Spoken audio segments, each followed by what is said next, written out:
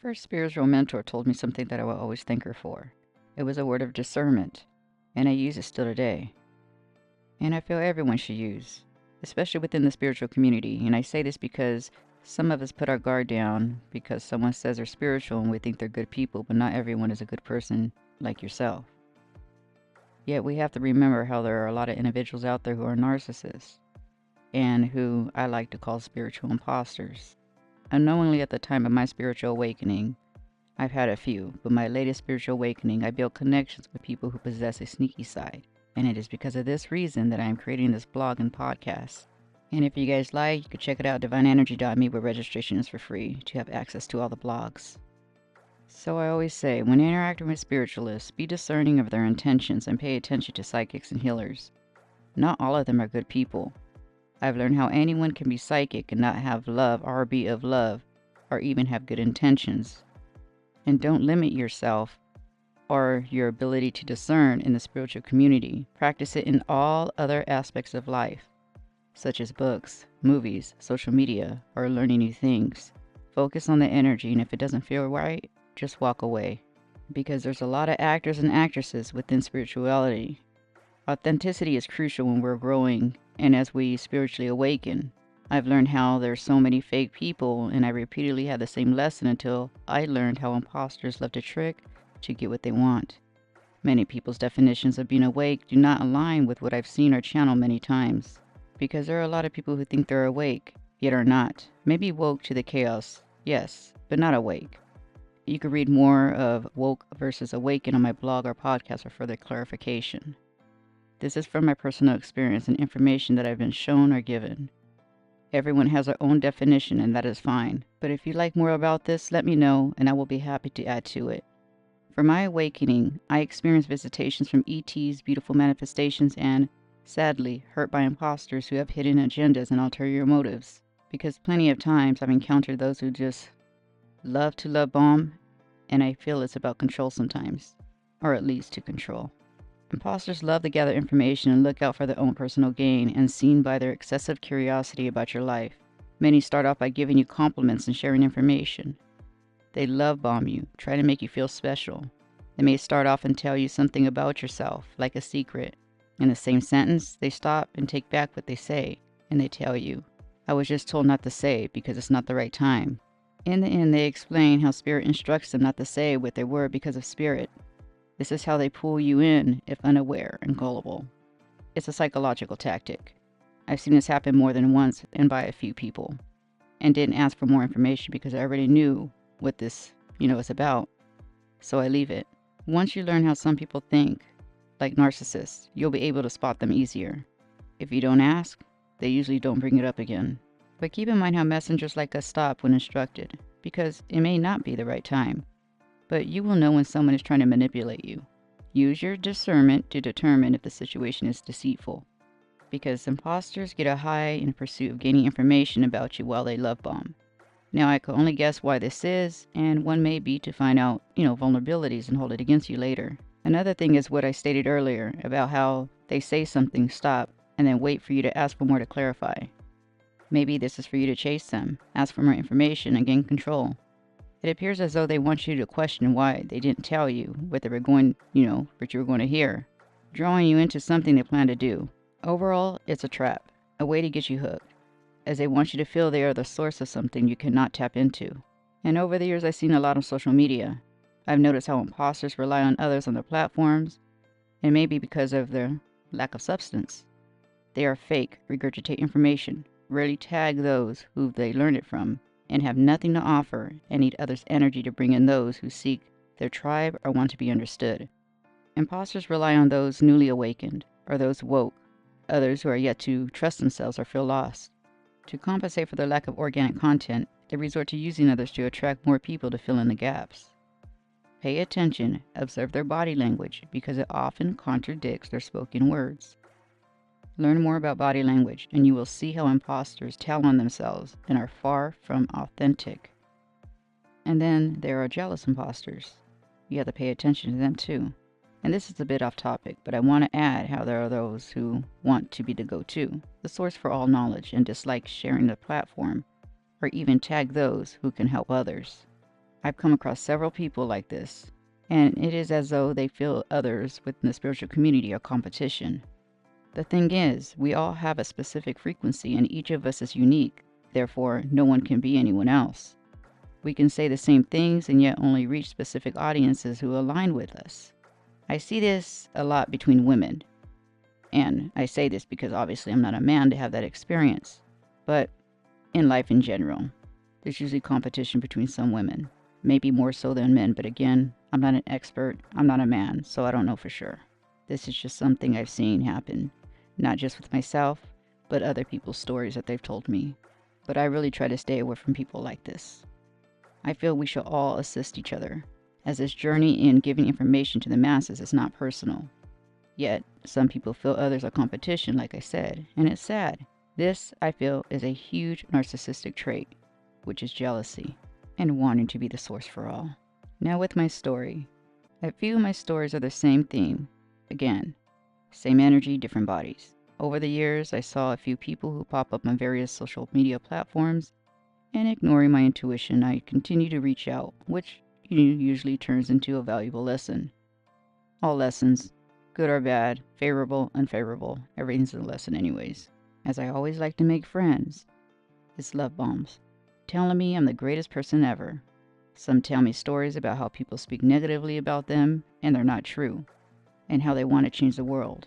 They usually talk about how they want to make change in the world, or become a better person. Yet, shortly after some brief encounters, their mask slip. Now, I do want to make sure that you guys know this. I only do this when I'm becoming close to somebody and it's leading into a friendship. But ever since my awakening, I ask if it's okay to receive messages or not because I can block them. But if they're open to it, I receive information without tapping in. I do this because some people like to know things. Yet, if they say not to, nothing comes through unless I intentionally tap in. And I do want to make it clear. Never tap in unless you have someone's okay. Someone says it's okay, because I feel it's really wrong, unless you're really trying to just save the world or something. Because we're all messengers.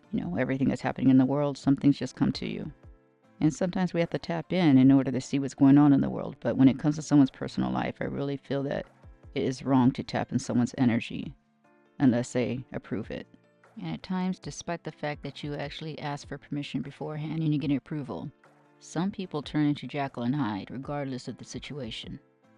A few times I message people as something comes to me for the masses, like I said. I send out what I'm shown. It is for the masses and, as I've said before, for all platforms who are here to uplift energies. Sometimes messages spark anger, more than I ever even expect. A few times I felt a dark, heavy energy in my bones. At times, I freeze for a second because it triggers something within me. I could just feel a lot of people's energy sometimes, and their energy can just be really heavy, and that's when I'm triggered.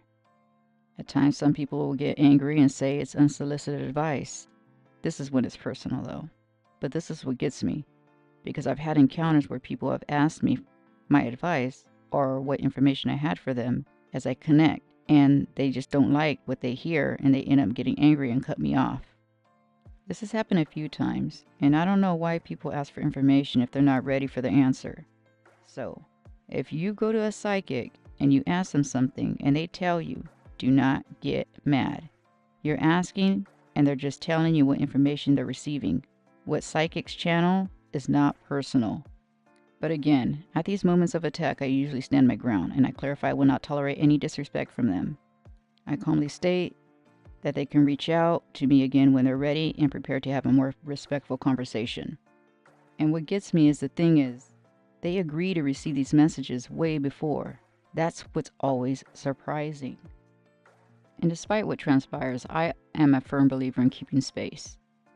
I'm a believer that taking some time away from each other's energy is important for people to reflect on actions and possibly gain a better understanding of the situation. Perhaps it would lead to an apology or at least some acknowledgement.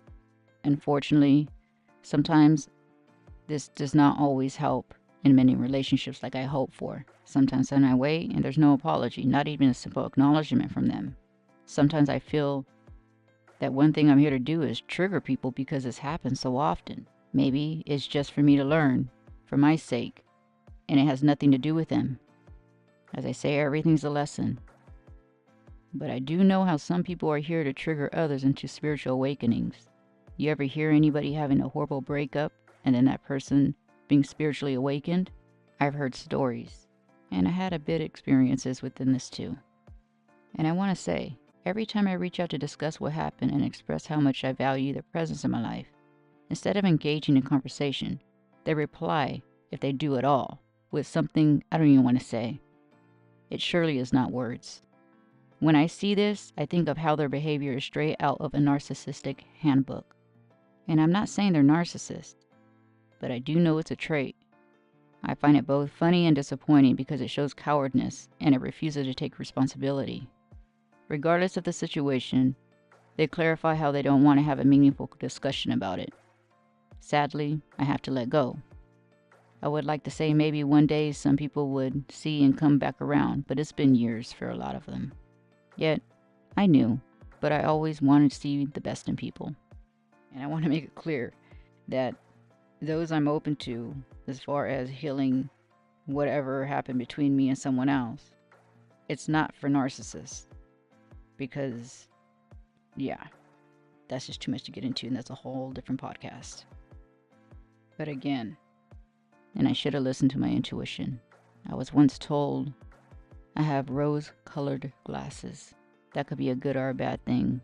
I see the best in people, yet I need to listen to my intuition. I feel sometimes the human gets in the way when someone does not want to grow spiritually.